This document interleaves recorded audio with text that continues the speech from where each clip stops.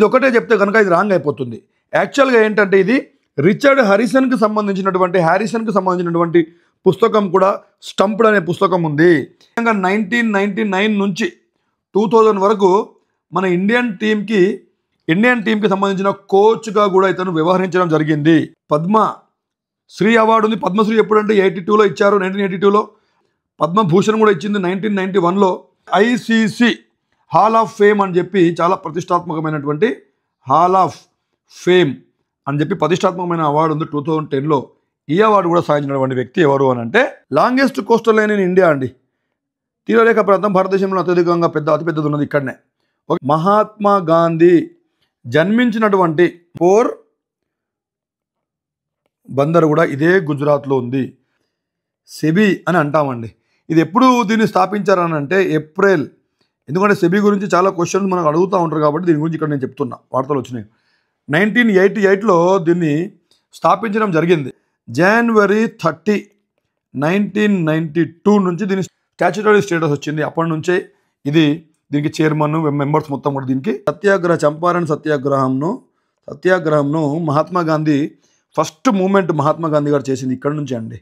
మహాత్మా గాంధీ గారు చేసిన first moment ఇది కూడా ఇదే బీహార్ నుంచి స్టార్ట్ చేయడం జరిగింది.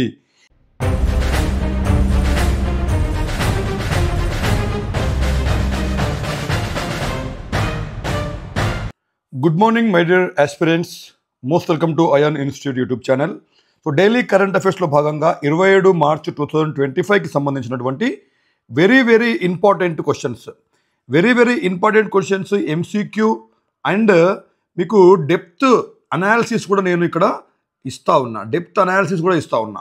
ఇది యూపీఎస్సీ నుంచి కానిస్టేబుల్ వరకు ప్రతి ఒక్క ఎగ్జామ్కి ఉపయోగపడేటువంటి ఈ యొక్క సెషన్ అనేది మీకు అందిస్తూ ఉన్నా. ముందుగా మనం ఏమేమి క్వశ్చన్స్ ఉన్నాయి, ఎలా ఉన్నాయి అనేది ఒకసారి మనం చూద్దాం.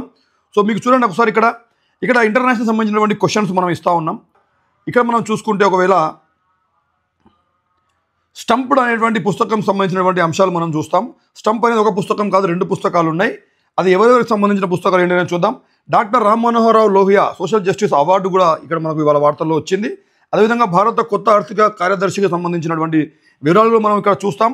అదేవిధంగా మనం చూసుకుంటే తొలిసారిగా సీనియర్ సిటిజన్ల కోసం కమిషన్ రూపొందించినటువంటి రాష్ట్రం ఏది అనేటువంటి క్వశ్చన్ కూడా మనం చూస్తాం. దీంట్లో కూడా వివరాలు మొత్తం కూడా మనం చూస్తాం. ఇంకా మోడీ ప్రిక్స్ గ్యాలియన్ అవార్డు ఏదైతే ఉందో దానికి సంబంధించిన అంశాలు కూడా మనం చూడడం జరుగుతుంది. ఇకపోతే ముఖ్యంగా ఇక్కడ విక్రమ్శీల యూనివర్సిటీకి సంబంధించినటువంటి అంశాలు న్యూస్లో వచ్చాయి. అదేవిధంగా వన్యప్రాణుల DNA నమూనాలను సంరక్షించే భారతదేశంలో మొట్టమొదటి జూ ఏది అని చెప్పి కూడా మనం చూస్తాం. అదేవిధంగా సిగ్మా ఫెస్టివల్ ఎక్కడ ఉంటుంది దానికి సంబంధించిన అంశాలు కూడా మనం చూస్తాం. National conference of national clean air ప్రోగ్రామ్కి సంబంధించినటువంటి అంశాలు కూడా మనం చూడడం జరుగుతుంది. అదేవిధంగా మన రాష్ట్రంలో ముఖ్యంగా ఈ ట్రాన్స్ప్లాంటేషన్ ఏదో జరుగుతుందో ఆర్గాన్స్ సంబంధించి దానికి సంబంధించిన ఒక యాక్ట్, సెంట్రల్ గవర్నమెంట్ యాక్ట్ని అడాప్ట్ చేయడం జరిగింది. దాని గురించి కూడా మనం వివరాలు చూడడం జరుగుతుంది. నాగార్జున సాగర్ శ్రీశైలం టైగర్ రిజర్వాయర్కి సంబంధించినటువంటి అంశం కూడా మనం చూడడం జరుగుతుంది. హక్కీ పిక్కీ అనే తెగ ఏ రాష్ట్రంలో ఉంటుంది అనే అంశం చూసాం. స్పోర్ట్స్లో ముఖ్యంగా చూసుకుంటే ఇక్కడ Billie Jean King cup of Asia ఏదైతే ఓషియానా గ్రూప్ 1 టెన్నిస్ టోర్నమెంట్ జరుగుతుందో దానికి సంబంధించిన అంశాలు కూడా మనం చూడడం జరుగుతుంది. ఇకపోతే ముఖ్యంగా ఇక్కడ చూసుకుంటే మనము మ్యారిటైమ్ ఎక్సర్సైజెస్ మనం చూస్తూ ఉంటాం. మ్యారిటైమ్ ఎక్సర్సైజెస్ కానీ ఇక్కడ నేషనల్ మ్యారిటైమ్ గేమ్స్ కూడా జరుగుతాయి. అవి ఎక్కడ జరుగుతున్నాయి ఏంటనే అంశాలు కూడా మనం ఇక్కడ చూద్దాం. ఓకేనా? ఇవన్నీ కూడా మనం ఇప్పుడు ఈ యొక్క క్లాస్లో మొత్తం కూడా మీకు నేను వివరాలు మొత్తం కూడా ఇస్తా. సో అందరూ కూడా మీరు క్లాస్ వినే ముందు ఖచ్చితంగా మీరు అందరూ కూడా మన ఛానల్ సబ్స్క్రైబ్ చేయండి, బెల్ బటన్ నొక్కి పెట్టుకోండి. మేము రోజు పెట్టేటువంటి వీడియోస్ మీకు వస్తాయి.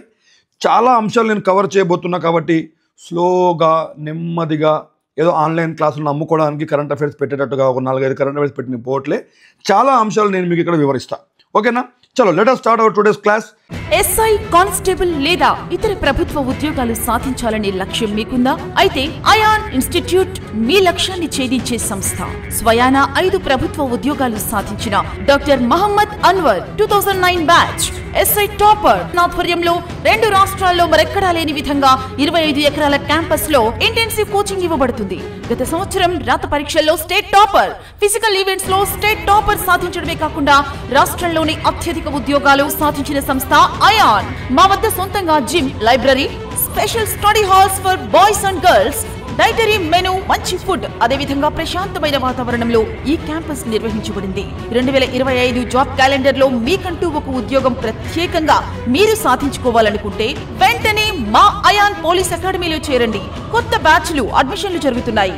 వివరాల కొరకు సంప్రదించండి 63990599 88866722. ఫస్ట్ క్వశ్చన్ మనం చూస్తున్నామండి. Which country is the host of Financial Action Task Force Private Sector Collaborative Forum 2025? ఓకేనా, ఇక్కడ చూడండి, financial action task force private sector సహకార ఫోరం 2025కి ఆతిథ్యం ఇచ్చే దేశం ఏది? ఆతిథ్యం ఇచ్చే దేశం ఏది అని చెప్పి ఇక్కడ క్వశ్చన్ అడుగుతున్నారు. అదేంటంటే మనకు ఇండియా అండి. ఇండియాలో జరుగుతుంది. ఎప్పటి నుంచి చెప్పారంటే 25 నుంచి ఇవాళ కూడా జరుగుతుందండి. 27 వరకు ఇది మన యొక్క మహారాష్ట్ర ముంబైలో జరుగుతుందండి. ముంబైలో జరుగుతుంది. ఓకేనా, ఈ ముంబైలో లార్జెస్ట్ సిటీ ఆఫ్ మహారాష్ట్ర, ముంబైలో ఇది జరుగుతుందండి. ఓకే, దీని ముఖ్య ఉద్దేశం ఏంటి? ఏమేంటనంటే దీని మనీ లాండరింగ్ని కంట్రోల్ చేయడం కోసం, అదేవిధంగా టెర్రరిస్ట్ గ్రూపులకు ఫండ్స్ వెళ్లకుండా చూడడం కోసం దీన్ని కంప్లీట్గా వీళ్ళు ఈ యొక్క ఫైనాన్షియల్ యాక్షన్ ఒక టాస్క్ ఫోర్స్ని వీళ్ళు కంప్లీట్గా పెట్టడం జరిగింది. దీని అంశాలు మనం చూద్దాం, ఇంకా క్లారిటీగా చూద్దాం. అంతకంటే ముందు ఈ జర్మనీ కావచ్చు, ఫ్రాన్స్ కావచ్చు, సౌదీ అరేబియా గురించి కూడా మనం మాట్లాడాలి. కానీ ఈ రిలేటెడ్ క్వశ్చన్కి సంబంధించిన అంశాలు ఒకసారి నేను మీకు క్లారిటీ ఇచ్చిన తర్వాత మనం అది చూద్దాం. ఓకే, ఇక్కడ చూడండి, ఇక్కడ FATF అని అంటే ఫైనాన్షియల్ యాక్షన్ టాస్క్ ఫోర్స్. ఓకేనా, దీని ముఖ్యమైనటువంటి ఏంటి అని అంటే ఇక్కడ చూడండి, ఇక్కడ ఈ టాస్క్ ఫోర్స్ డబ్బును, ముఖ్యంగా ఈ డబ్బు అవుతుందో ఆ డబ్బును మనీ లాండరింగ్ కావచ్చు, ఉగ్రవాదుల వాళ్ళ నిధులకు వాళ్ళకి వెళ్లకుండా ఆపడానికి ముఖ్యంగా ఇది పనిచేస్తూ ఉంటుంది.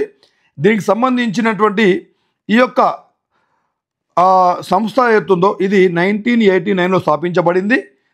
దీని యొక్క ముఖ్యమైనటువంటి ఆఫీస్ వచ్చేసి, ప్రధాన కార్యాలయం వచ్చేసి, హెడ్ క్వార్టర్ వచ్చేసి ఫ్రాన్స్లోని ప్యారిస్ క్యాపిటల్లో ఇది ఉంది.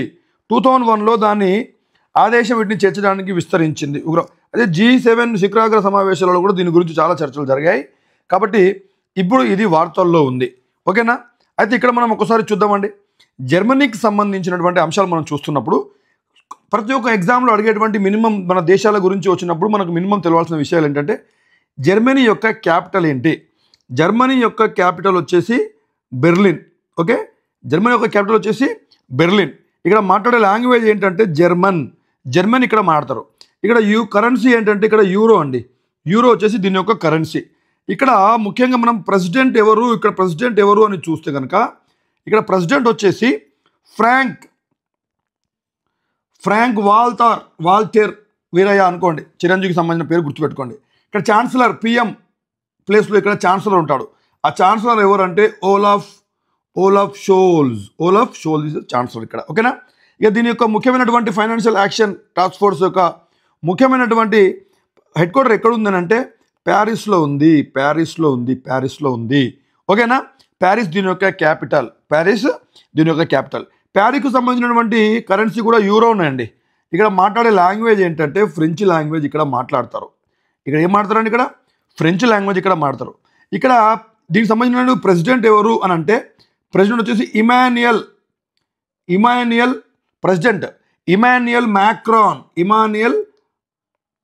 మ్యాక్రాన్ వచ్చేసి ఇక్కడ ప్రెసిడెంట్ అండి. ఓకేనా, ఇలా మనం చూడవచ్చు. ఇక మనం సౌదీ అరేబియాకి సంబంధించిన అంశాలు చూడాలంటే సౌదీ అరేబియా అనేది ఒక కింగ్డమ్ అండి. ఏంటిది? కింగ్డమ్. ఇక్కడ కింగ్ ఉంటారు. ఇక్కడ కింగ్ ఎవరంటే Salman bin Abdul Aziz Al Saud అంటే సౌదీ వాళ్ళందరినీ అల్ సౌద్ అని అంటారు. ఇక్కడ క్రౌన్ ప్రిన్స్ కూడా ఉంటాడు. Crown prince Mohammed bin Salman.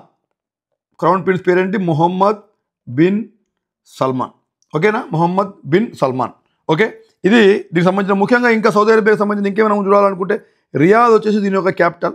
ఓకేనా, రియాద్ వచ్చేసి దీని యొక్క క్యాపిటల్. సౌదీ రియాద్ అనేది క్యాపిటల్.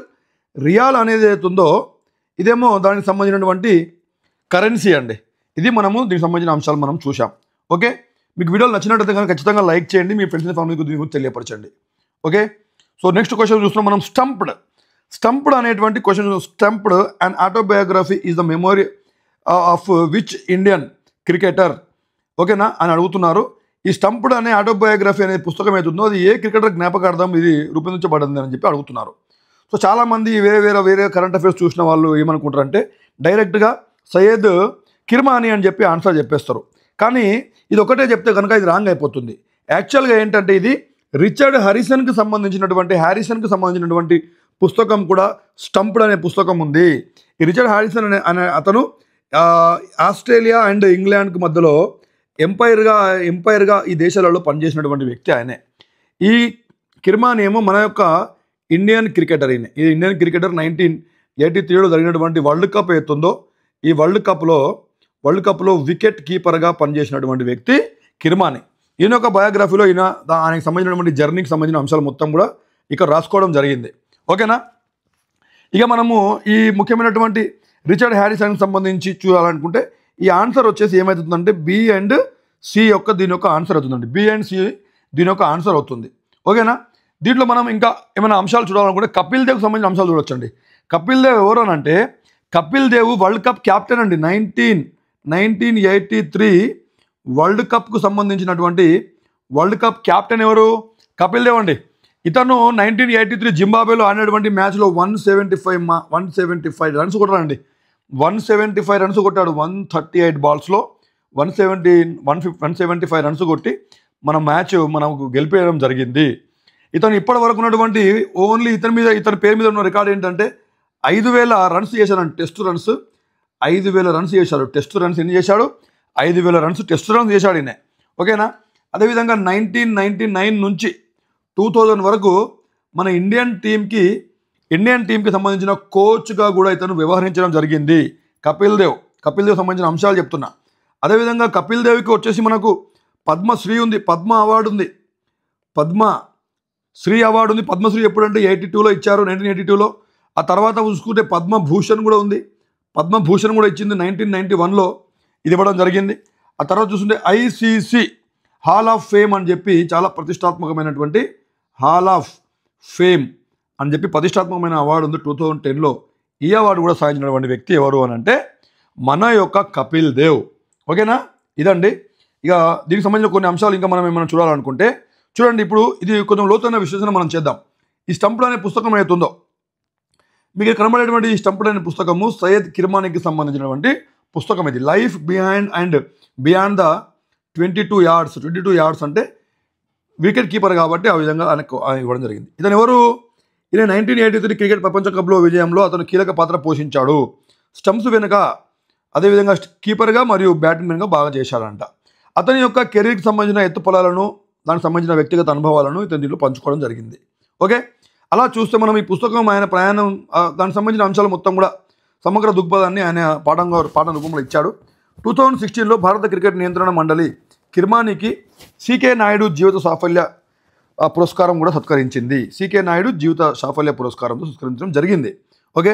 ఈ ఆత్మకథ దీని గురించి వీళ్ళు ఇవ్వడం జరిగింది. అయితే ముఖ్యంగా మీరు తెలుసుకోవాల్సిన విషయం ఏంటంటే ఇక్కడ చూడండి, ఇది కూడా ఒక స్టంప్ అనే పుస్తకమే ఉందండి. ఓన్లీ 1 క్రికెట్ ఎంపైర్ 2 కంట్రీస్ అని చెప్పి ఇక్కడ 2 కంట్రీస్ ఏంటి అని అంటే ఒకటేమో ఇంగ్లాండ్, ఇంకొకటేమో ఆస్ట్రేలియా. ఇంగ్లాండ్ మరియు ఆస్ట్రేలియాకి సంబంధించి బిట్వీన్ అతని యొక్క జీవితం ఎలా నడిచింది క్రికెట్ అనేటువంటి ఆటలో అనే అంశాల మీద ఇతను రిచర్డ్ హ్యారిసన్. ఎవరు?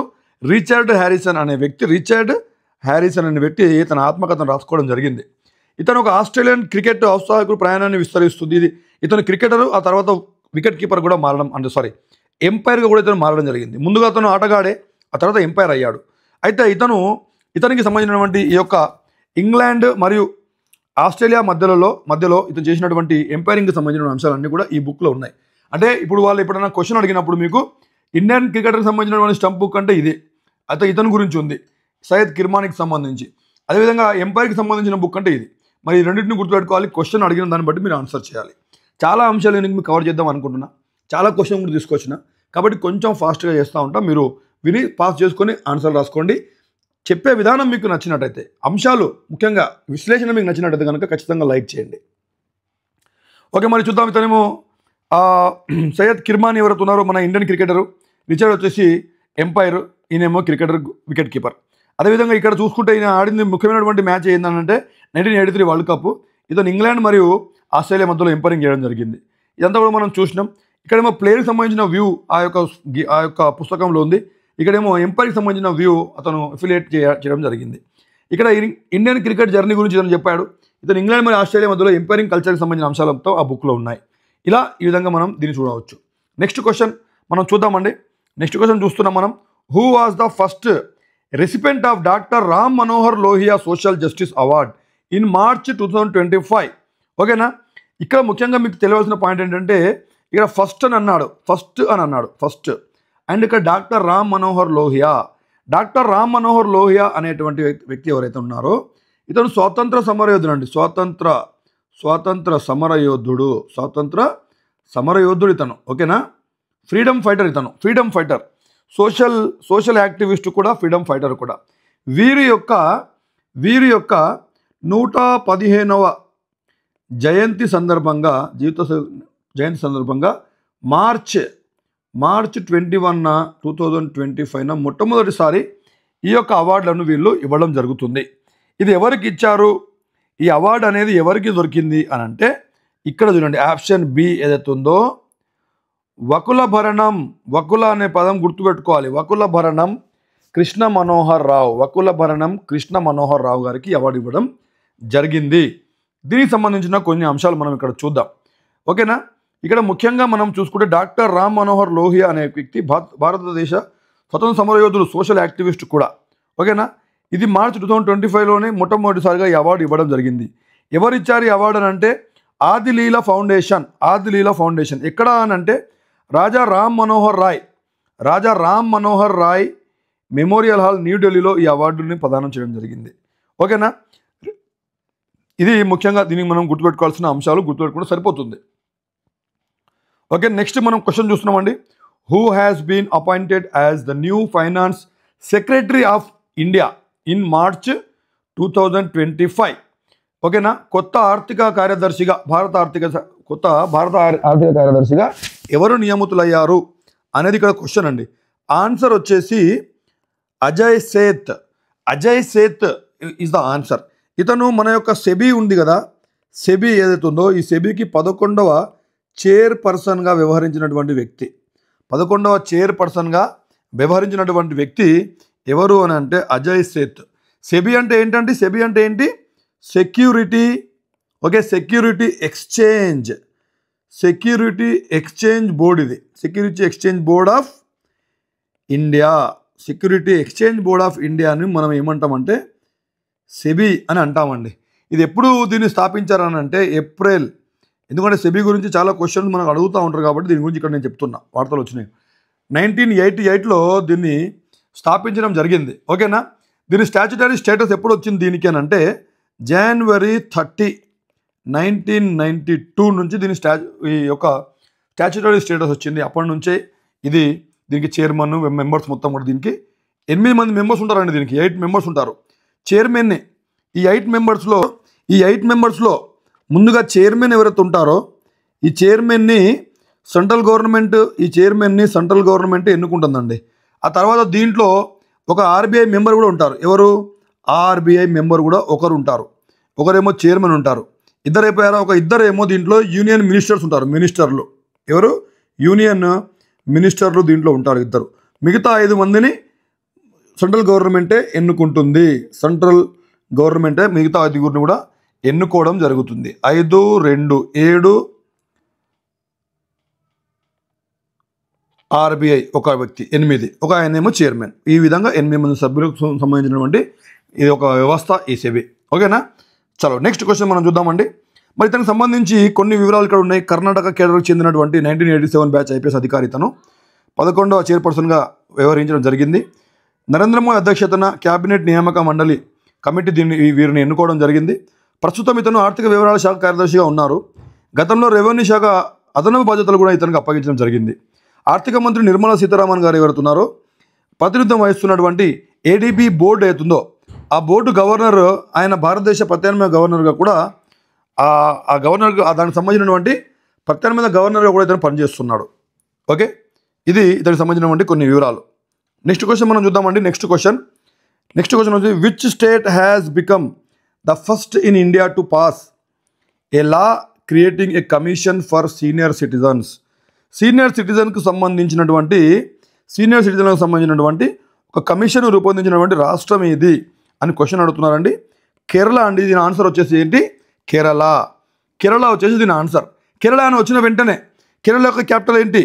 తిరువనంతపురం కేరళ యొక్క క్యాపిటల్. ఇంకా దీంట్లో ఉన్నటువంటి కొచ్చి అనేది ఇక్కడ లార్జెస్ట్ సిటీ కొచ్చి. ఓకేనా. దీంట్లో మలయాళం వీళ్ళు ఇక్కడ మాట్లాడడం జరుగుతుంది. ఏంటి?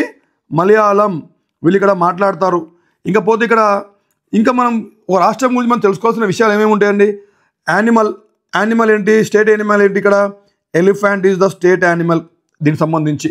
అదేవిధంగా ఇక్కడ బర్డ్ ఏమన్నా మనం చూసుకుంటే బర్డ్ని గ్రేట్ హార్న్ బిల్ వచ్చేసి దీని యొక్క bird.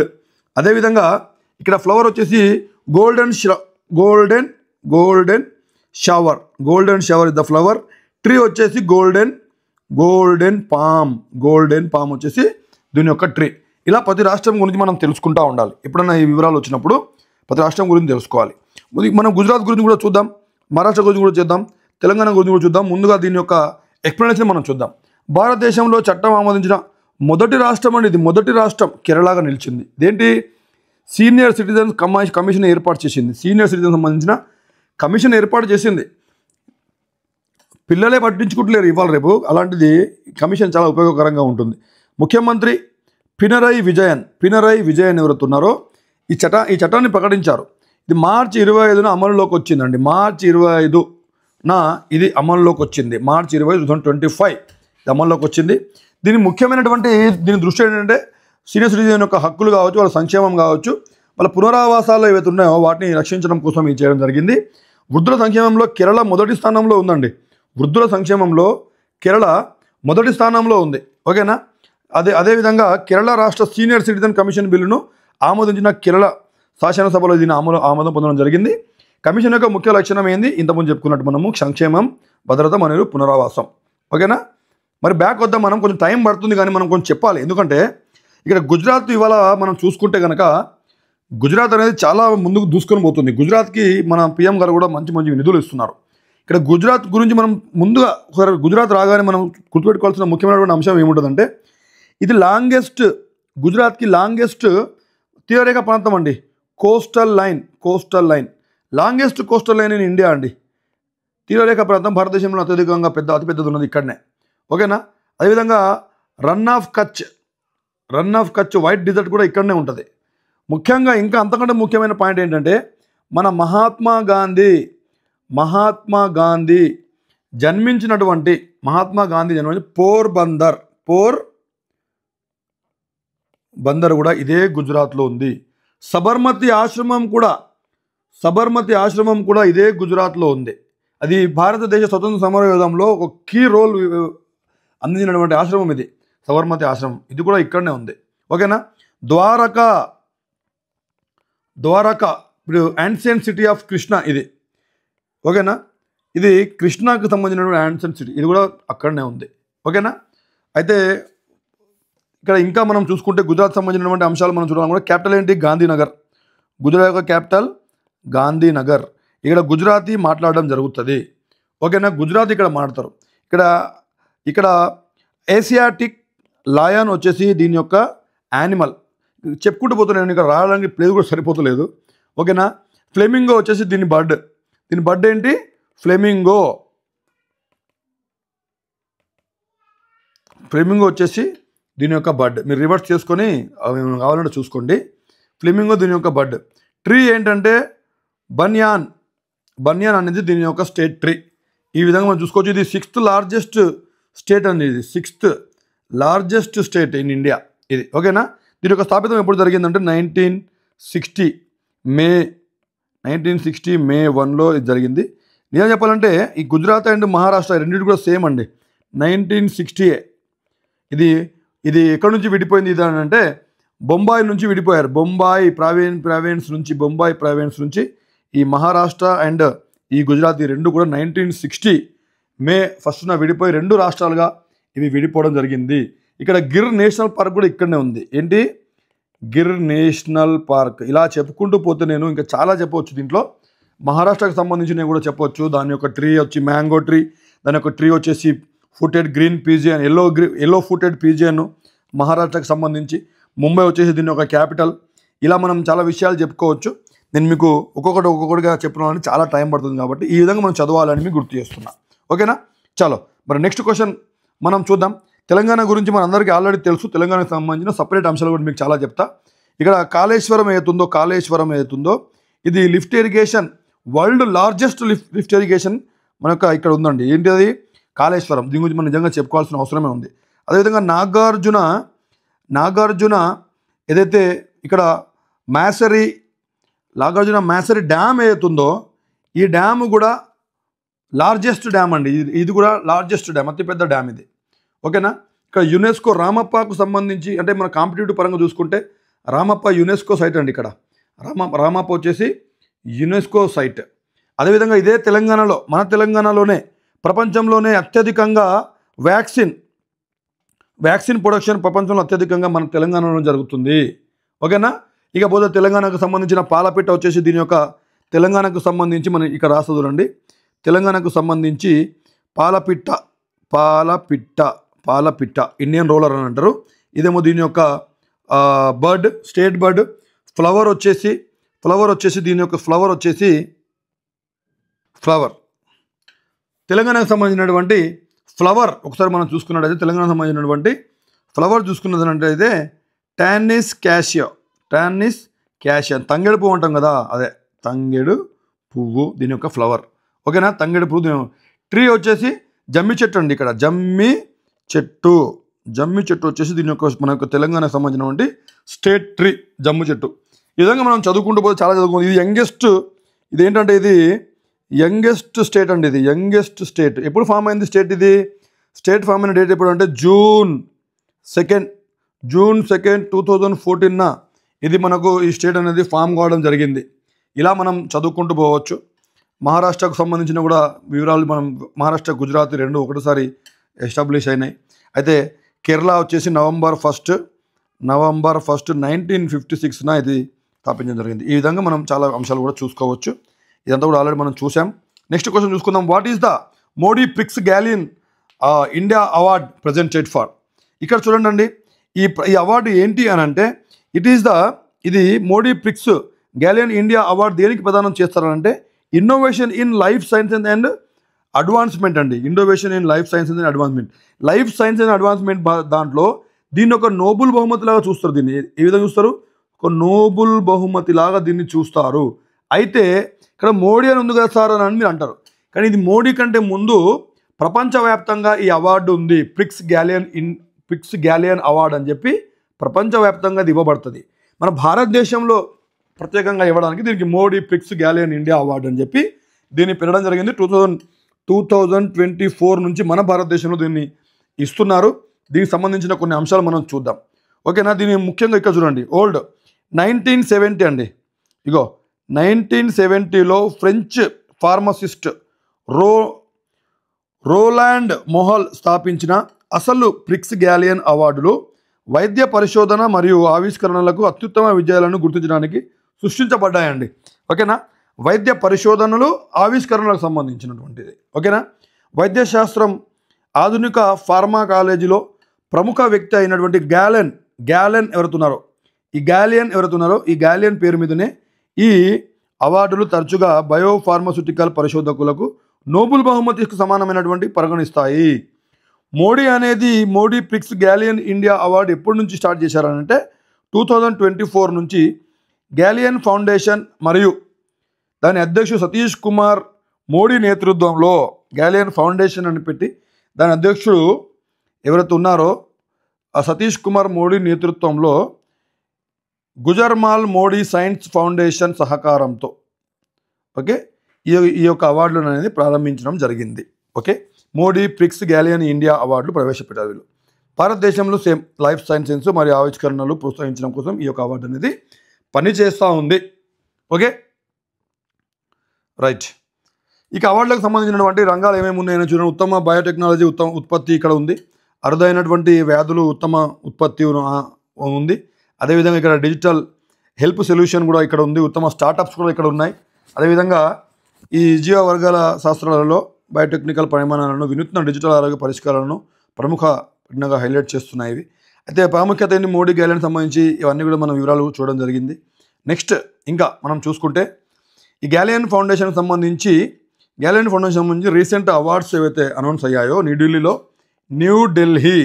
New Delhi second annual prix, ఎందుకు 2024లోనే ఇది స్టార్ట్ అయింది కాబట్టి ఇప్పుడు ఇచ్చినటువంటి అవార్డ్స్ ఏవైతే ఉన్నాయో అవి Prix Galien India forum and second annual Modi Prix Galien awards in న్యూఢిల్లీలో దీన్ని వీళ్ళు చేయడం జరిగింది. ఓకేనా. ఈ premier global institution dedicated honouring innovators in life sciences సంబంధించినటువంటి అంశాలు ఏవైతున్నాయో అవే వాటిలో ఎవరికి ఇచ్చారు ఇది ఒకసారి చూద్దాం. బెస్ట్ బయోటెక్నాలజీ ప్రొడక్ట్ ఏతుందో ఇది ఈ కంపెనీకి వచ్చింది, PNEUBEVAX/14 బయాలజికల్ అనే కంపెనీకి రావడం జరిగింది. Best academic sector public sector ఏది వచ్చిందంటే ఇండియన్ ఇన్స్టిట్యూట్ ఆఫ్ సైన్స్కి ఈ అవార్డు రావడం జరిగింది. బెస్ట్ మెడికల్ టెక్నాలజీ అవార్డు ఎవరికి వచ్చిందనంటే Misso robotic system by Meril health కేర్కి రావడం జరిగింది. బెస్ట్ స్టార్టప్ ఎవరికి వచ్చిందనంటే డిజిటల్ హెల్త్ సొల్యూషన్స్, ఓకే, ఇది ఇనాషియల్ టెక్నాలజీస్కి ఈ అవార్డు రావడం జరిగింది. ఓకేనా. Jadhav Pratap Ganpatrao, union minister of state for health and family welfare, government of India, personally distributed prestigious మోడీ Prix Galien awards to the awardees. ఇవి అవార్డీస్ ఎవరైతే వచ్చారో అవార్డ్స్ వాళ్ళు. ఓకే, చలో నెక్స్ట్ క్వశ్చన్ మనం చూస్తున్నామండి. Vikramashila university which was scene in news is located in which state? Vikramashila university అనేది బీహార్ రాష్ట్రానికి సంబంధించినది. నలందా యూనివర్సిటీ, ఓకేనా, నలందా యూనివర్సిటీ కూడా ఇదే బీహార్కి చెందినటువంటిది. అంతా యాన్షియంట్ యూనివర్సిటీస్ ఇవి. నలందా కావచ్చు, విక్రమశీల యూనివర్సిటీ కావచ్చు, బీహార్కి చెందినటువంటి ఈ యూనివర్సిటీ ఇది ముఖ్యంగా ఎప్పుడు దీన్ని ఈ ఉత్తరప్రదేశ్ బీహార్కి సంబంధించినటువంటి విక్రమశీల యూనివర్సిటీ బీహార్కి సంబంధించిందండి. ఇది బీహార్కు సంబంధించింది ఇది. ఓకేనా. ఇకపోతే దీని గురించి మనం ఇంకేమైనా కొన్ని విషయాలు మనం తెలుసుకోవాలి అని అంటే బీహార్కి సంబంధించిన అంశాలు. బీహార్ అంటే ఏంటి? పట్నా. బీహార్ అంటే ఏంటండి? పట్నా ఈజ్ బీహార్ క్యాపిటల్ వచ్చేసి పాట్నా వచ్చేసి బీహార్ యొక్క క్యాపిటల్. ఓకేనా. ఇక్కడ ఇంకా మనం ముఖ్యమైన అంశాలు చూసుకుంటే మార్చ్ 22, 1912 అప్పుడే ఈ యొక్క బీహార్ అనేది ప్రావిన్స్ ఒకటి అప్పుడే స్థాపించారు దీన్ని. ఓకేనా. సత్యాగ్రహ చంపారన్ ఉద్యమం ఏతుందో చంపారన్ సత్యాగ్రహ ఏతుందో ఈ చంపారన్ సత్యాగ్రహంను మహాత్మా గాంధీ ఫస్ట్ మూమెంట్ మహాత్మా గాంధీ గారు చేసింది ఇక్కడ నుంచి అండి. మహాత్మా గాంధీ గారు చేసిన ఫస్ట్ మూమెంట్ ఇది కూడా ఇదే బీహార్ నుంచి స్టార్ట్ చేయడం జరిగింది. ఈ బీహార్ మనకు ముఖ్యంగా షుగర్ ఏదైతే ఉంటుందో చక్కెర ఉత్పత్తిలో టాప్లో ఉందండి. ఇదే బీహారు. అదేవిధంగా నలంద యూనివర్సిటీ కూడా ఇక్కడనే ఉంది.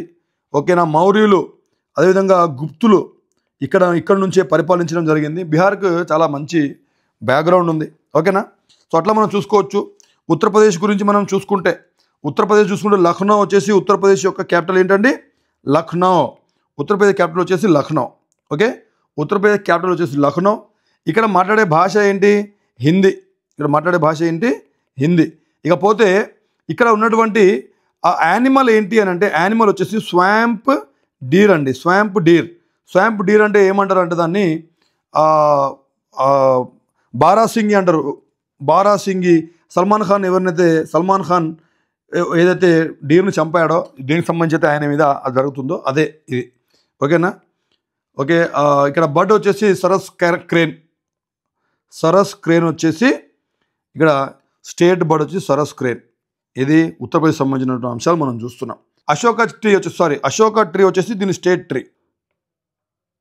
అశోక చెట్టు వచ్చేసి దీని యొక్క రాష్ట్ర స్టేట్ ట్రీగా అశోక చెట్టు ఈ యొక్క ఉత్తరప్రదేశ్కి ఉంది. ఇలా మనము చూసుకుంటూ వెళ్ళవచ్చు. ఇకపోతే ముఖ్యంగా ఇక్కడ మనము చూసుకుంటే బీహార్ కవర్ అయిపోయింది. బీహార్ వచ్చేసి దీని యొక్క ఆన్సర్ వచ్చేసి బీహార్. ఈ బీహార్ అనేది మీరు గుర్తుపెట్టుకోండి. మిగతా అంశాలు మనము చూసుకోవచ్చు. ఈ విధంగా మనం కరెంట్ అఫైర్స్ అనేది చదువుకుంటూ వెళ్ళాలి. నెక్స్ట్ క్వశ్చన్ మనం చూస్తున్నామండి. ఇక చూడండి, నలంద ఈ విశ్వవిద్యాలయం తర్వాత బీహార్లో పురాతన అభ్యాస కేంద్రమైనటువంటి ఇంతకుముందు క్వశ్చన్కి ఇది ఎక్స్ప్లెనేషన్ ఉంది. ఇక్కడ కొంచెం విక్రమశీల విద్యాలయం పునరుద్ధరణ చేస్తున్నారు. ఎందుకు? పర్యాటకాన్ని ప్రోత్సహించడానికి భారత పురావస్తు సర్వే ASI స్థలాన్ని అభివృద్ధి చేస్తుంది. ఓకేనా? బీహార్ ప్రభుత్వం దీనికి సంబంధించినటువంటి 202.14 ఎకరాలు సెంట్రల్ యూనివర్సిటీ కోసం వీళ్ళు దీనికి కేటాయించడం జరిగింది. ఈ ప్రాజెక్టు 2015లో 500 కోట్లతో ఆమోదం లభించినా కానీ భూసేకరణ జాప్యం ఎదుర్కొంది. కానీ ఇప్పుడు మళ్ళీ దీని మీద వీళ్ళు పనిచేస్తున్నారు. ఓకేనా? రాజు ధర్మపాల దీనిని స్థాపించడం జరిగింది 8వ 9వ దశాబ్దాలలో. ఓకేనా? నెక్స్ట్ క్వశ్చన్ మనం చూస్తున్నామండి. Which zoological park has become India's first zoo to preserve DNA samples wild life from snowy region అండి. స్నోవీ రీజియన్ మంచు ప్రాంతాలు ఏవైతుంటాయో మంచు ప్రాంతాల దగ్గర నుంచి వన్యప్రాణుల DNA నమూనాలను సంరక్షించే భారతదేశంలోని మొట్టమొదటి జువాలజికల్ పార్క్ ఏది అని అన్నారు. ఆన్సర్ వచ్చేసి B వచ్చేసి పద్మజా నాయుడు హిమాలయన్ జువాలజికల్ పార్క్ అండి. Padmaja Naidu Himalaya zoological park. దీని కనుక మనం ఒకసారి ఇక్కడ చూసినట్టయితే పశ్చిమ బెంగాల్లో డార్జిలింగ్లోని ఈ యొక్క పద్మజా నాయుడు హిమాలయన్ జువాలజికల్ పార్క్ అవుతుందో ఇది మంచు ప్రాంతాల నుంచి వచ్చిన వన్యప్రాణులను ఇక్కడ నుంచి మంచు ప్రాంతాల నుంచి వచ్చే వన్యప్రాణుల యొక్క DNA నమూనాలను సంరక్షించే భారతదేశంలో మొట్టమొదటి జూ లాగా పేరు పొందిందండి.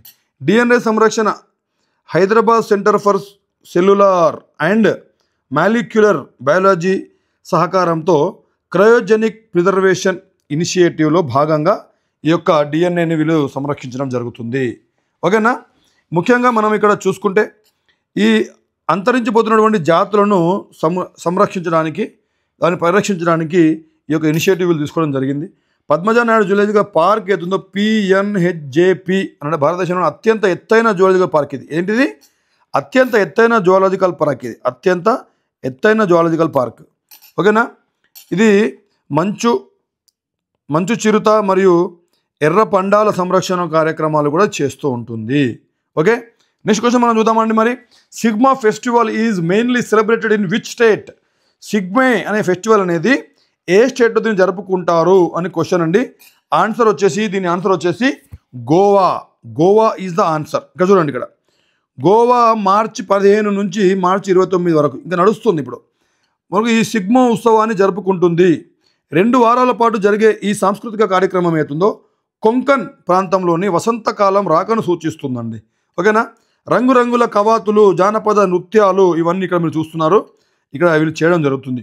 గోవా పర్యాటక మంత్రి రోహన్ ఖౌంటే గోవా వారసత్వంలో భాగంగా దాని సాంస్కృతిక ప్రాముఖ్యతను హైలైట్ చేసి చెప్తున్నారు. కార్నివాల్ వీళ్ళు పెట్టడం జరిగింది. అదేవిధంగా పండుగను సిగ్మోత్సవ్ అని పిలుస్తారు. ఏమని పిలుస్తారండి? సిగ్మోత్సవ్. ఈ పండుగను సిగ్మోత్సవ్ అని కూడా పిలవడం జరుగుతుంది. ఉత్సవాన్ని సిగ్మోత్సవ్ అని పిలుస్తారు వాళ్ళ హిందీ భాషలో. ఓకేనా? ఇది వసంత మాసమైన ఫాల్గుణతో సమానంగా హిందూ వేడుకలకు ఏదైతే ఫాల్గుణ ఉంటుందో దాంతో సమానంగా చూస్తారంట. దీనికి 18 నియోజకవర్గాలలో జరుపుకుంటారు. 18 నియోజకవర్గాలు జరుపుతారు గోవాలో సంబంధించి. ఓకేనా? ఇది ఈ వార్తల్లో వచ్చింది.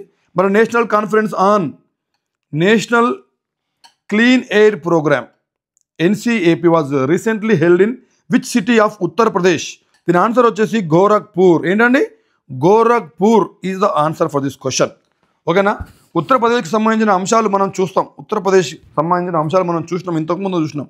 ఉత్తరప్రదేశ్ లక్నో ఏదైతే ఉందో ఆ లక్నో వచ్చేసి ఉత్తరప్రదేశ్ యొక్క క్యాపిటల్ లక్నో. ఓకేనా? ఉత్తరప్రదేశ్లో ముఖ్యమైనటువంటి అంశాలు మనం ఏమైనా ఒకవేళ మాట్లాడాలనుకుంటే ఇంతకుముందు కవర్ చేయని ఏమని ఉంటే ప్రయాగ్రాజ్ ఏతుందో. ఏంటి? ప్రయాగ్రాజ్ అంటే ఇక్కడ ఏంటంటే దీన్ని ఏమంటారు అంటే దీన్ని సంగమం అని అంటారు. దీన్ని ఏమంటారు? సంగమం. వేటి సంగమం జరుగుతుంది ఇక్కడ అని అంటే ఇక్కడ గంగా, అదేవిధంగా యమున, ఓకే, అదేవిధంగా మనం చూసుకుంటే సరస్వతి. ఏంటి? సరస్వతి. గంగా, యమున, సరస్వతి నదులు ఏవైతున్నాయో ఈ 3 కూడా ఈ సంగమం అనే ప్రాంతంలో కలుస్తాయి ప్రయాగరాజ్లో. ఇక్కడనే ఈ 3 కలిసే ప్రాంతంలోనే 12 సంవత్సరాలకు ఒకసారి మహాకుంభమేళా అనేది జరుగుతూ ఉంటుంది. మహాకుంభమేళా ఈ ప్రపంచంలోనే అత్యధిక గ్యాదరింగ్ 30 నుంచి 40 ప్రపంచ రికార్డులు సాధించిందండి. ఇది 30 నుంచి 40 ప్రపంచ రికార్డులు సాధించింది. ఏంటి? మహాకుంభమేళా అనేది. ఓకేనా? ఇదే ఉత్తరప్రదేశ్లో రామ్ బర్త్ ప్లేస్ కూడా ఇదే ఉత్తరప్రదేశ్ అండి. ఈ యూపీకి సంబంధించిన అంశాలు మనం కనుక చూస్తే రాముని యొక్క బర్త్ ప్లేస్ కూడా ఇక్కడనే ఉందండి. రాముని బర్త్ ప్లేస్ కూడా ఇక్కడనే ఉంది. ఓకేనా. అదేవిధంగా కాశీ విశ్వేశ్వర స్వామి టెంపుల్ కూడా ఉందండి ఇక్కడ.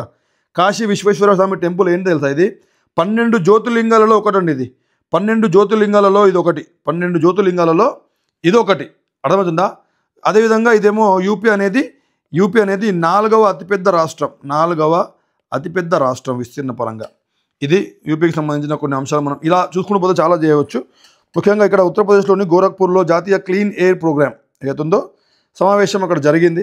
ఇది కార్పొరేషన్, ముఖ్యంగా గోరఖ్పూర్ మున్సిపల్ కార్పొరేషన్ మరియు world resources institute WRI India ఇవి నిర్వహించాయి. పర్యావరణ పరిరక్షణ, కార్బన్ చూసారు మీరు, బ్లాక్ కార్బన్ ఏ విధంగా మొత్తం కూడా మనకు ముప్పు ముంచుకొస్తుందో, సముద్ర హిమ పర్వతాలు అన్నీ కూడా ఎలా కరిగిపోతున్నాయి, ఇలా గ్లోబలైజేషన్కి ఈ బ్లాక్ కార్బన్ అనేది 50%, 50% ఎఫెక్ట్ చూపిస్తుంది గ్లోబలైజేషన్ అనేది. ఎన్విరాన్మెంట్ చేంజెస్ ఇలా వస్తున్నాయి. వీటికి సంబంధించినటువంటి అంశాలు ప్రపంచవ్యాప్తంగా ఇప్పుడు చాలా ఏమంటారు వైరల్ టాపిక్గా మారింది. ఎందుకంటే మనం ఐస్బర్గ్లు మొత్తం కూడా కరిగిపోతున్నాయి. రానున్న రోజులు ఇదే విధంగా కరిగిపోతే కనుక చాలా పెద్ద ముప్పు ఉంది మనకు అని కూడా చెప్తున్నారు. కాబట్టి దీన్ని కంపల్సరీ మనం సంరక్షించుకోవాలి అనే ఉద్దేశంగానే ఇవన్నీ కూడా కార్యక్రమాలు జరుగుతూ ఉన్నాయి. 2017 నుండి 17 లక్షల హోలోజోన్ వీధి దీపాలను LEDలతో భర్తీ చేయడం జరిగింది. ఇలాంటివన్నీ కూడా ఎలక్ట్రిక్ వాహనాలు వాడడం కావచ్చు, BS6 వాహనాలు వాడడం కావచ్చు, మనము రకరకాలుగా మన యొక్క నీటి నిల్వలను పెంచుకోవడం కావచ్చు, ఇలాంటి చాలా అంశాలు మనం చేయడం వల్ల మనము ఈ గ్లోబల్ వార్మింగ్ నుంచి, ఈ ఎయిర్ పొల్యూషన్ నుంచి మనం తప్పించుకునే వాళ్ళం అవుతాం. లేదంటే కనుక రానున్న రోజుల్లో చాలా పెద్ద ఎత్తున మనకు నష్టం కలిగే అవకాశం ఉంటుంది. అయితే మొత్తానికైతే దీని ద్వారా వీళ్ళు 1000 కోట్లు ఆదా చేయడం మరియు శక్తి వినియోగాన్ని తగ్గించడం కూడా జరిగింది అని చెప్తున్నారు. 2027 నాటికి గోరఖ్పూర్ బహిరంగ వ్యర్థాలను కాల్చడాన్ని తొలగించడానికి వ్యూహాలు చర్చించారు వీళ్ళు. 2027 నాటికి కంప్లీట్గా బహిరంగ వ్యర్థాలను కాల్చినప్పుడు ఏమవుతుంది, కార్బన్ మోనాక్సైడ్ బయటకు వస్తుంది. ఆ కార్బన్ మోనాక్సైడ్ వల్ల చాలా పెద్ద నష్టం ఉంటుంది. కార్బన్ మోనాక్సైడ్ అతి విషపూరితమైనటువంటి వాయువు. ఏంటి? కార్బన్ మోనాక్సైడ్ ఏదైతుందో అతి విషపూరితమైన వాయువు అది. ఈ చమురు కాలినప్పుడు వెలువడేటువంటి వాయువు అది. చమురు కాలినప్పుడు, వ్యర్థాలు కాల్చినప్పుడు వాళ్ళ నుంచి బయటకు వచ్చే వాయువు. చెట్లు, లేకపోతే వుడ్, ఇంకపోతే బ్రిక్స్ మనం తయారు చేస్తుంటాము, బ్రిక్స్, ఇవన్నీ కాలినప్పుడు వచ్చేది ఏంటంటే బ్లాక్ కార్బన్. ఈ బ్లాక్ కార్బన్ దీనికి చాలా తేడా ఉంటుంది. దాని గురించి మనం మళ్ళీ వేరే వీడియోలో కూడా మనం చర్చించుకోవచ్చు. స్టేట్ గవర్నమెంట్ సంబంధించి which state government has adopted transplantation human organs and tissue act in March 2025. ఇక్కడ చూసుకుంటే దీని ఆన్సర్ వచ్చేసి తెలంగాణ అండి. తెలంగాణ. ఓకేనా. March 2025లో మానవ అవయవాలు మరియు కణజాలాల మార్పిడి చట్టాన్ని ఏ రాష్ట్రం ఆమోదించింది అని చెప్పి ఇక్కడ ప్రశ్న ఉంది. తెలంగాణ దీని యొక్క ఆప్షన్. ఇక్కడ మానవ అవయవాలు మరియు కణజాలాలు మార్పిడి చట్టం 1994లో కేంద్ర ప్రభుత్వ చట్టం ఆఫ్ 1994 అమలు చేయడానికి తెలంగాణ అసెంబ్లీ ఒక తీర్మానాన్ని ఆమోదించింది. అయితే ఈ చట్టం అవయవ మార్పిడిని నియంత్రిస్తుంది, మానవ అవయవాలు మరియు కణజాలాల వాణిజ్య లాభాలను నిరోధిస్తుంది. కానీ తెలంగాణకు సొంతంగా మానవ అవయవాల మార్పిడి చట్టం 1995 ఉంది. అయినప్పటికీ కూడా 2011లో సవరణల కారణంగా అయితే సెంట్రల్ చట్టాన్ని ఎంచుకుందో ఈ యొక్క 2011లో జరిగినటువంటి సవరణల కారణంగా ఇప్పుడు ఈ యొక్క మానవ అవయవాల మరియు కణజాల మార్పిడి చట్టం 1994ని మన తెలంగాణ గవర్నమెంట్ అనేది అడాప్ట్ చేయడం జరిగింది. 2010లో సవరణలలో కణజాల మార్పిడి, రాష్ట్ర మరియు జాతీయ స్థాయి సంస్థల స్థాపన, అదేవిధంగా ఉల్లంఘన కఠినమైనటువంటి జరిమానాలు ఉన్నాయి. అందుకోసమే దీన్ని వీళ్ళు అడాప్ట్ చేసుకున్నారు. 2011 సవరణలకు సంబంధించినటువంటి అంశాలు ఉపయోగపడతాయని చెప్పి ఈ సెంట్రల్ యాక్ట్ 1994ను మన యొక్క తెలంగాణ గవర్నమెంట్ అడాప్ట్ చేయడం జరిగింది. ఒకపోతే మనము Nagarjuna Sagar Srisailam tiger reserve is located in which state అని చెప్పి క్వశ్చన్ అడుగుతున్నారండి. 1983లో దీన్ని స్థాపించడం జరిగింది. కృష్ణానది పరివాహక ప్రాంతంలో ఈ యొక్క నాగార్జున సాగర్ శ్రీశైలం టైగర్ రిజర్వ్ ఉంటుంది. ఇది ఆంధ్రప్రదేశ్, ఏపీ అండ్ తెలంగాణకు సంబంధించి నల్లమల్ల అడవుల ప్రాంతంలో ఇది ఉండడం జరుగుతుంది. అదేవిధంగా మనం చూసుకుంటే నాగార్జున సాగర్ డ్యాము ఏదైతుందో, నాగార్జున సాగర్ డ్యాము కూడా ఈ కృష్ణానది పైనే నిర్మించడం జరిగింది. నాగార్జున సాగర్ డ్యామ్ ఏదైతుందో ఈ డ్యామ్ కూడా ఈ కృష్ణానది పైన నిర్వహించడం మనం జరిగింది. ఈ నాగార్జున సాగర్ డ్యామ్కు సంబంధించి మనం ఇంతకుముందే ఒక పాయింట్ కూడా మనం మాట్లాడడం జరిగింది. ఈ నాగార్జున సాగర్ డ్యామ్ అవుతుందో, మ్యాసోరీ డ్యామ్ అవుతుందో ప్రపంచంలోనే అతిపెద్దది ఇది. Largest in world. ప్రపంచంలోనే అతిపెద్ద నాగార్జున సాగర్ డ్యామ్ అవుతుందో ఆ నాగార్జున సాగర్ డ్యామ్ కూడా ఇదే కృష్ణానదిపై నిర్మించడం కూడా జరిగింది. ఓకేనా. ఇక్కడ శ్రీశైలం టెంపుల్ కూడా ఉందండి. ఇక్కడ ఏంటి, ఇప్పుడు శ్రీశైలం ఉందిగా పేరు, ఈ శ్రీశైలం టెంపుల్ కూడా ఉంది. ఈ శ్రీశైలం టెంపుల్ అవుతుందో ఈ శ్రీశైలం టెంపుల్ 12 జ్యోతిర్లింగాలు ఉంటాయి కదా మనకు. జ్యోతిర్లింగాలు వేరే వేరే ప్రాంతాలలో ఉంటాయి. ఈ 12 జ్యోతిర్లింగాలలో ఒకటి ఇక్కడ ఉంది. ఎక్కడ? శ్రీశైలంలో. ఇంతకుముందు ఒకటి ఎక్కడ ఉండే? యూపీలో ఉండే. ఇది శ్రీశైలంలో ఇక్కడ ఒకటి ఉంది. కాశీ విశ్వేశ్వర ఎక్కడ ఉంది? అది యూపీలో ఉంది. కాశీ విశ్వేశ్వర స్వామి టెంపుల్, ఇది కూడా ఇవే 12 జ్యోతిర్లింగాలకు సంబంధించినటువంటి ఇక్కడ ఒకటి ఉంది, శ్రీశైలంలో ఒకటి ఉంది. అలా వేరే వేరే దగ్గర వేరే వేరే ఉన్నాయి. ఓకేనా. అయితే ఇది దీనికి సంబంధించినటువంటి అంశము. క్లారిటీ కూడా చూద్దాం. నాగార్జున సాగర్ శ్రీశైలం టైగర్ రిజర్వ్ అనేది పులుల సంఖ్య 2023లో పులుల సంఖ్య 74 నుంచి 2020లో 76కి పెరిగిందండి. 76కి పెరిగింది. 5,937 చదరపు కిలోమీటర్లలో ఇది ఉంది. ఇది భారతదేశంలోనే లార్జెస్ట్ ఇది ప్రకృతి దృశ్యంలో అతిపెద్ద పులుల జనాభాను కలిగి ఉంది. పులుల జనాభాను కలిగి ఉంది. ఓకేనా. 76 పులులు ఇక్కడ ఉన్నాయి. ఓకేనా. ఇది దీనికి సంబంధించిన అంశం. Hakki Pikki tribe is primarily found in which state? Hakki Pikki అనే ట్రైబ్ అవుతుందో ఈ ట్రైబ్ ఏ స్టేట్కి సంబంధించినటువంటి ట్రైబ్ అని చెప్పి ఇక్కడ అడగడం జరుగుతుంది. హక్కీ పక్కీ అనే తెగ అవుతుందో ఇది కర్ణాటక రాష్ట్రంలోని తెగ అండి. ఇది ఎక్కడ? ఇది కర్ణాటక అనే రాష్ట్రానికి సంబంధించినటువంటి తెగ ఇది. ఓకేనా. దీనికి సంబంధించిన కొన్ని అంశాలు చూద్దాం. 22 హక్కీ పక్కీ తెగ సభ్యులు కర్ణాటకలోని దావణగిరిలోని చందగిరికి సంబంధించి విధాన మార్పుల కారణంగా గ్యాబెన్ను విడిచి వెళ్ళమని కోరడం జరిగింది.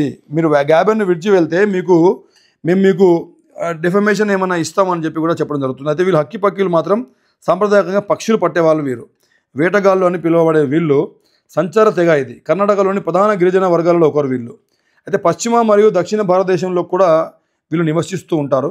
ఇక్కడ అడవుల సమీపంలోనే వీళ్ళు నివసిస్తారు. అయితే 2011 జవాన్ లిపిక ప్రకారం 11,892 హక్కీ పక్కీలు దావణగిరి, మైసూరు, కోలార్, హసన్ మరియు శివమొగ్గ జిల్లాలో నివసిస్తున్నారు. వారు భారతదేశంలోని షెడ్యూల్ తెగగా గుర్తించబడ్డారు. వారి మాతృభాష వచ్చేసి వాగ్రిని యునెస్కో అంతరించిపోతున్నట్లుగా జాబితా చేసినటువంటి తెగ కూడా ఇదే. ఓకేనా. 11,892 మంది మాత్రమే ఈ తెగకు చెందిన వాళ్ళు ఉన్నారు. ఓకే. స్పోర్ట్స్ అంశం మనం చూద్దాం. మరి Billie Jean King cup Asia Oceania group 1 tennis tournament ఆతిథ్యం ఇచ్చే భారతీయ నగరం ఏది? దీని ఒక ఆన్సర్ వచ్చేసి పూణే అండి. పూణే ఈజ్ ద ఆన్సర్ దీనికి. ఓకేనా. భారత టెన్నిస్ చరిత్రలో తొలిసారిగా Pune Billie Jean King cup Oceania group 1 టోర్నమెంట్కు ఆతిథ్యం ఇవ్వబోతుందండి. ఈవెంట్ ఏప్రిల్ 8 నుంచి 12 వరకు జరగబోతుంది. ఓకేనా. ఇది బలేవాడి టెన్నిస్ కాంప్లెక్స్లో జరుగుతుంది. పూణేలో మహాలుంగే బలేవాడి టెన్నిస్ కాంప్లెక్స్ జరిగిపోతుంది. ఇది 25 సంవత్సరాల తర్వాత మహారాష్ట్ర అంతర్జాతీయ టెన్నిస్లోకి తిరిగి రావడాన్ని సూచిస్తుంది. 25 సంవత్సరాల తర్వాత మహారాష్ట్ర అంతర్జాతీయ టెన్నిస్లో తిరిగి రావడానికి సూచిస్తుంది. ఎందుకంటే పూణేలో ఇది పెడుతున్నారు కాబట్టి. దీంట్లో 6 జట్లు మొత్తం కూడా దీనిలో పార్టిసిపేట్ చేస్తాయి. భారతదేశము, New Zealand, Chinese Taipei, Hong Kong, Korea ఈ దేశాలు మరియు థాయిలాండ్ కూడా దీంట్లో ప్రాతినిధ్యం వహిస్తాయి. రౌండ్ రాబిన్ ఫార్మాట్లో ఈ యొక్క 2 సింగిల్స్ మరియు 2 డబుల్స్ పోటీలో వీళ్ళు పోటీ పడతారు. ఓకేనా. అంకిత రైనా మరియు డబుల్ స్పెషలిస్ట్ ప్రార్థన జొంబారి నేతృత్వంలోని భారతదేశం మ్యాచ్ పర్ టైం 2 అర్హతలు స్థానాలకు లక్ష్యంగా పెట్టుకుంది. భారతదేశం కూడా దీంట్లో పార్టిసిపేట్ చేస్తుంది కాబట్టి ఇలా సింగిల్స్ 2 ఒక డబుల్స్ మ్యాచ్ దీంట్లో ఉండబోతుందంట. So where was the national maritime so సముద్ర జలాల సంరక్షణ సంబంధించి ఎక్సర్సైజెస్ మనం చూస్తున్నాం. అది మ్యారిషస్తోని కావచ్చు, నిన్న ఆఫ్రికా కంట్రీస్కి సంబంధించినటువంటి ఆఫ్రికా ఇండియా సంబంధించినటువంటి కీ మనము మ్యారిటైమ్ ఎక్సర్సైజ్ కూడా మనం చేయడం జరిగింది. అయితే దాంట్లో భాగంగా అలా మ్యారిటైమ్ అంటే సముద్ర జలాలకు సంబంధించి సముద్ర జలాలలో ఆ రీజనలలో సంరక్షణ పరిరక్షణే కాకుండా వారి లోపల ఉత్సాహాన్ని పెంచడానికి సముద్ర క్రీడలు కూడా వీళ్ళు నిర్వహిస్తున్నారు. ఇది ఎక్కడ ముంబై, చెన్నై, హైదరాబాద్, బెంగళూరు. ఇది ఎక్కడ జరగబోతుంది అని అంటే బొంబాయిలో జరగబోతుంది. ఇండియన్ ఒలింపిక్ అసోసియేషన్ అధ్యక్షురాలు పద్మశ్రీ డాక్టర్ పిటి ఉషా ఎవరైతే ఉన్నారో ఈవిడ ఇండియన్ ఒలింపిక్ అసోసియేషన్ అధ్యక్షురాలండి. ముంబైలో ఇండియన్ మ్యారిటైమ్ యూనివర్సిటీలో నేషనల్ మ్యారిటైమ్ గేమ్స్ను ప్రారంభించారు. ముంబైలో స్టార్ట్ అయింది. ఎక్కడ? ముంబైలోని ఇది ముఖ్యంగా ఇండియన్ మ్యారిటైమ్ యూనివర్సిటీ ఐఎంయులో వీటిని పిటి ఉషా ఎవరైతే ఉన్నారో ఒలింపిక్ అసోసియేషన్కి అధ్యక్షురాలు పిటి ఉషా వారు ప్రారంభించడం జరిగింది. అథ్లెటిక్స్, స్విమ్మింగ్, క్రికెట్ మరియు చెస్ వంటి 20కి పైగా క్రీడలు ఇందులో ఉన్నాయి. 20కి పైగా క్రీడలు దీంట్లో ఉన్నాయి. మార్చి 24న ఠాకూర్ ఇంటర్నేషనల్ స్పోర్ట్స్ కాంప్లెక్స్లో డాక్టర్ ఉషా స్విమ్మింగ్ మరియు టేబుల్ టెన్నిస్ ఈవెంట్లను ప్రారంభించారు. ఓకేనా? మార్చి 24న ప్రారంభించడం. దీనికి సంబంధించినటువంటి 24న ఇంటర్నేషనల్ స్పోర్ట్స్ కాంప్లెక్స్లో స్విమ్మింగ్ మరియు టేబుల్ టెన్నిస్ ఈవెంట్లను కూడా ప్రారంభించడం జరిగింది. ఓకేనా? ఇది దీనికి సంబంధించినటువంటి ముఖ్యమైనటువంటి అంశాలు మనం చూడడం జరిగింది. సో ఇది ఈనాటి కరెంట్ అఫైర్స్ అండి. ఇవి మీకు వీడియోలు నచ్చినట్లయితే కనుక ఖచ్చితంగా లైక్ చేయండి, కామెంట్ చేసి మీ యొక్క ఒపీనియన్ తెలియపరచండి. మీ ఫ్రెండ్స్ అండ్ ఫ్యామిలీకి దీన్ని షేర్ చేయండి. మన దగ్గర 7th ఏప్రిల్ నుంచి బ్యాచ్ స్టార్ట్ అవుతున్నాయండి. ఎప్పటి నుంచి అండి? 7th ఏప్రిల్ నుంచి బ్యాచ్ స్టార్ట్ అవుతున్నాయి. 6th ఏప్రిల్ వరకే అయాన్ పోలీస్ అకాడమీలో రిపోర్ట్ చేయాలి. 31st మార్చ్ కంటే లోపు మీరు జాయిన్ అయితే మీకు 10,000 రూపాయలు డిస్కౌంట్ ఇస్తున్నాం అయాన్ పోలీస్ అకాడమీలో. అది హైదరాబాద్లో అయితే కనుక 5,000 రూపాయలు డిస్కౌంట్ ఇస్తున్నాం. వివరాల కోసం 88866722 హైదరాబాద్ నంబర్, 6399905999 వచ్చేసి అయాన్ పోలీస్ అకాడమీ నంబర్. ఈ నంబర్లకు కాల్ చేసి వివరాలు తెలుసుకోండి. అడ్మిషన్స్ నడుస్తూ ఉన్నాయి. మీ అందరికీ all the very best. Thank you very much. Bye.